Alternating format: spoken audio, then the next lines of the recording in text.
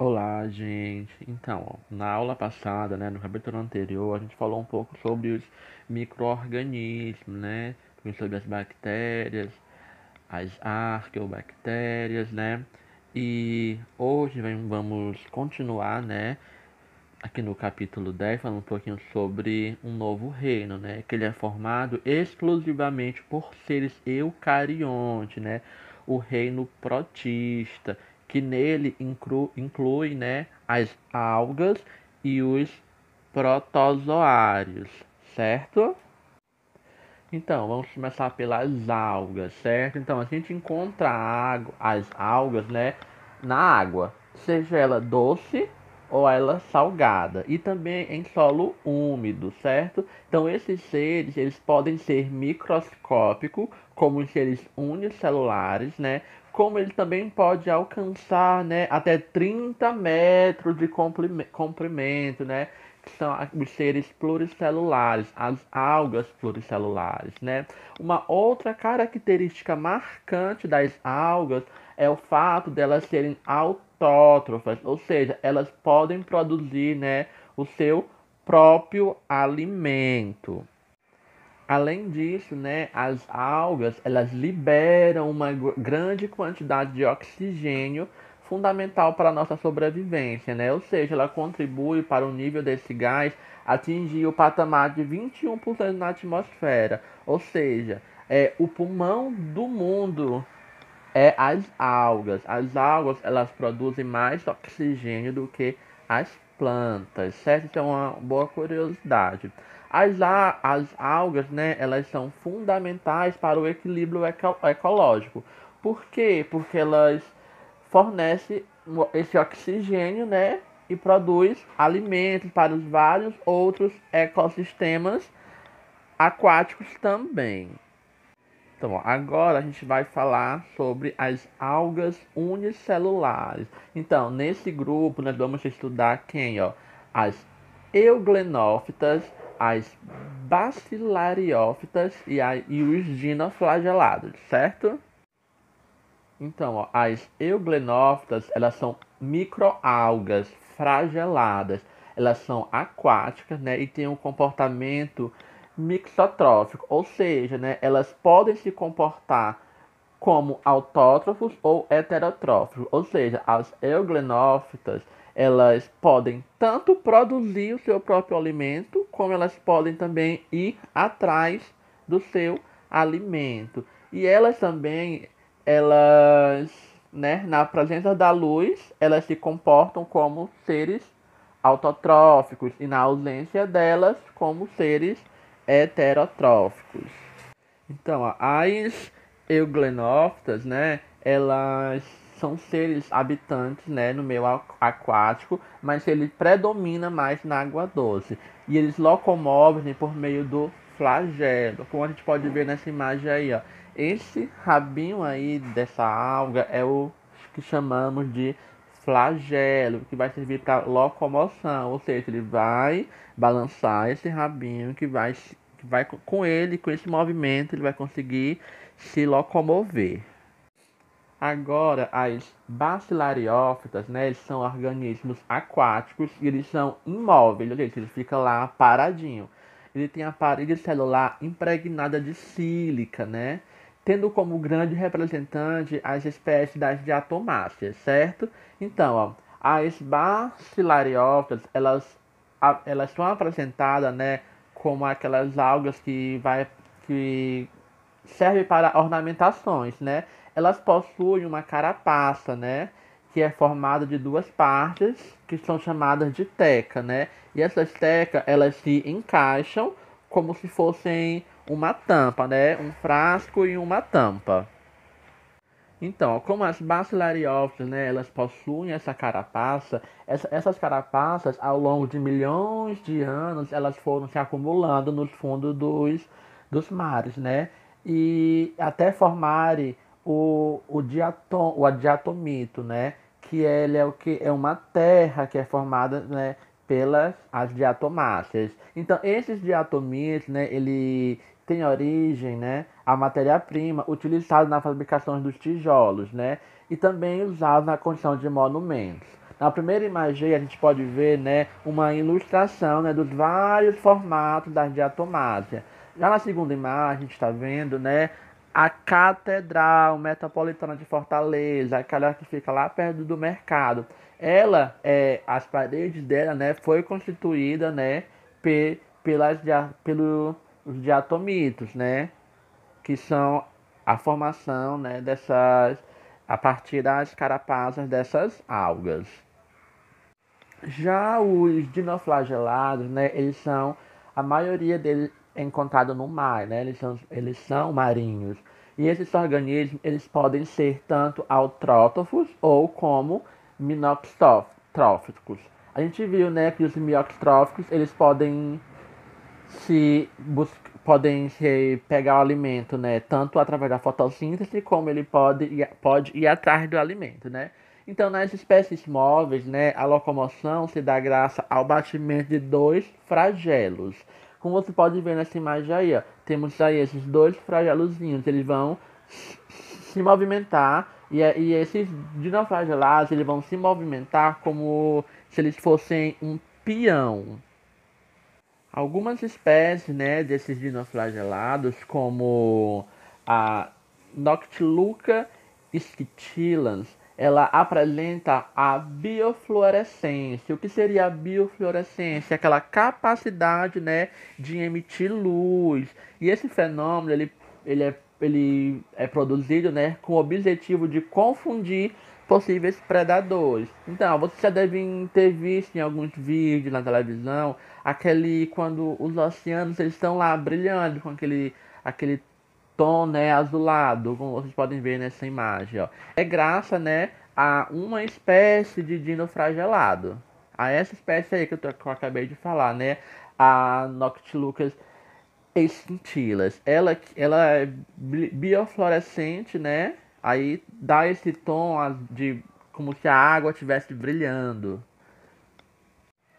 Um outro tipo de dinoflagelado, né, que são capazes de gerar florações, é chamada de bloom, em ambientes eutrofizados. Ou seja, né, então graças a essa disponibilidade alimentar, né, o número de águas ele vai crescendo muito rápido, né, e origina o que conhecemos de maré vermelha, né, que tem esse nome devido à tonalidade avermelhada assumida pela água, né? Por quê? Porque elas reproduzem muito rápido, né?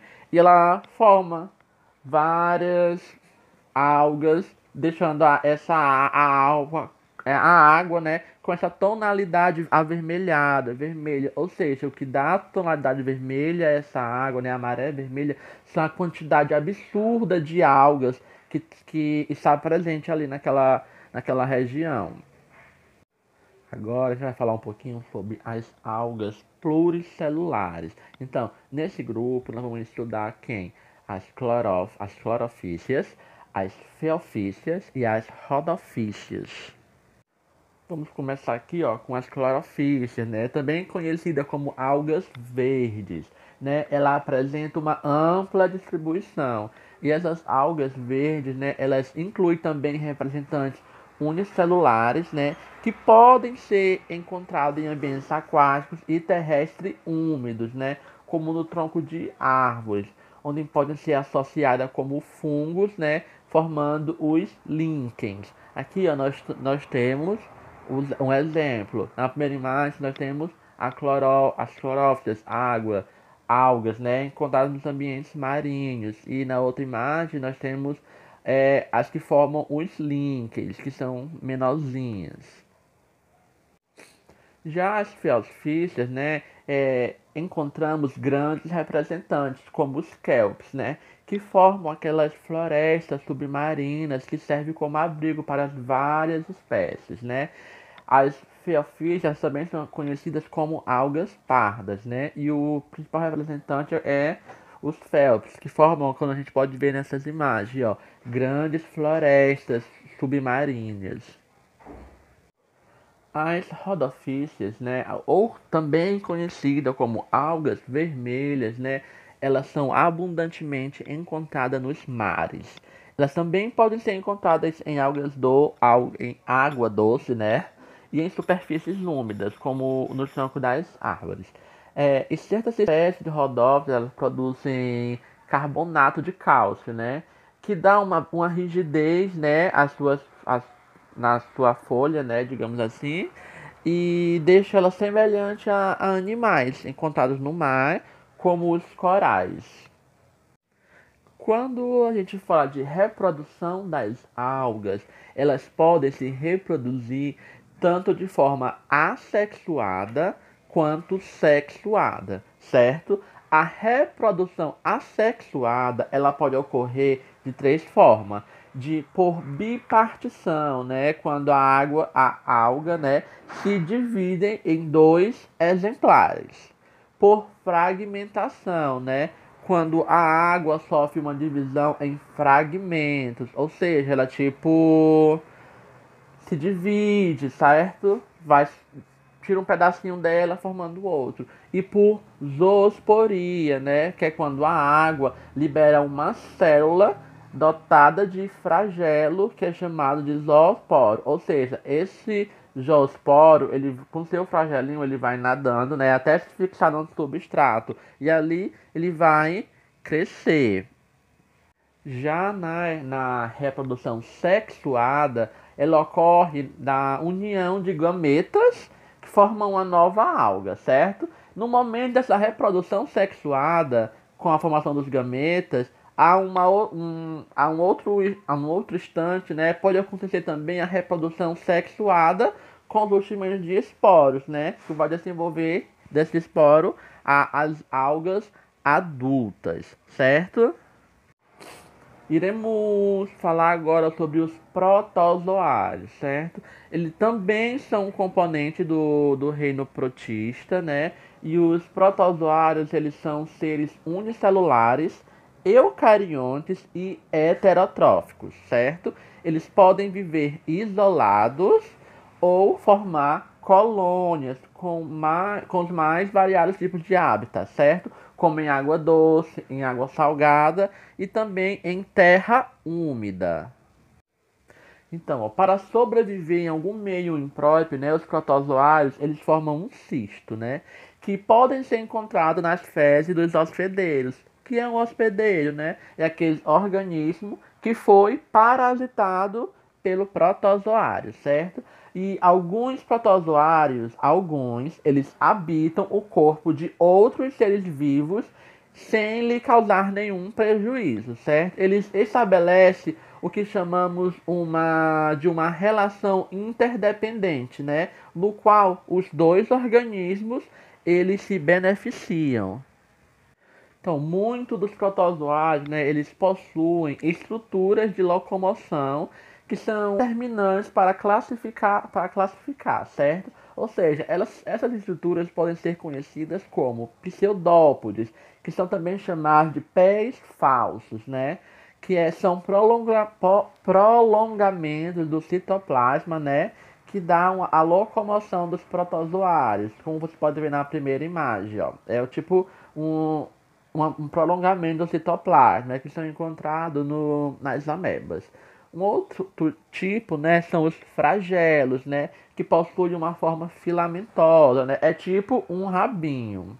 E os cílios, né, que são menores e muito mais numerosos que os flagelos, ou seja, são tipo vários pelinhos que se encontram ao redor de todo o corpo do protozoário.